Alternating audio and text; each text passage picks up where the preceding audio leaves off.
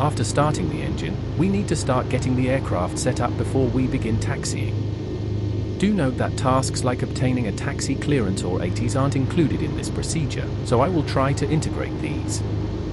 While the engine is idling during the procedure, it is recommended to set the throttle to maintain approximately 1000 RPM.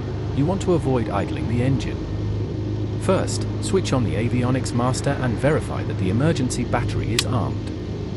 Switching on the avionics master will start the MFD.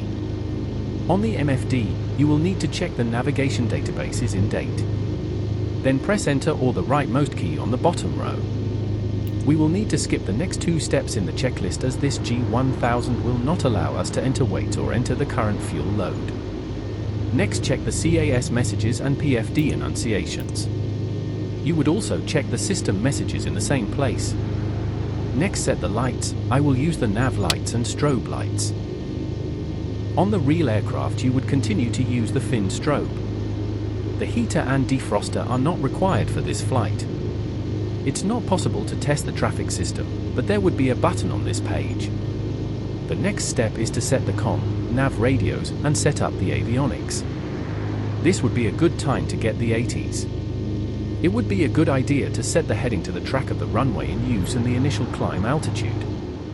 The annunciator test would take place on the MFD, however this isn't simulated.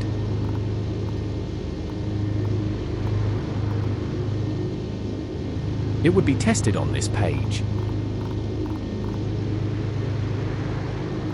You would then test the autopilot, but this particular aircraft does not have one installed. To check the standby flight instrument, make sure there are no failure indications or red X. Check the main altimeter and standby altimeter are set. This is something you can do when you receive the ATs.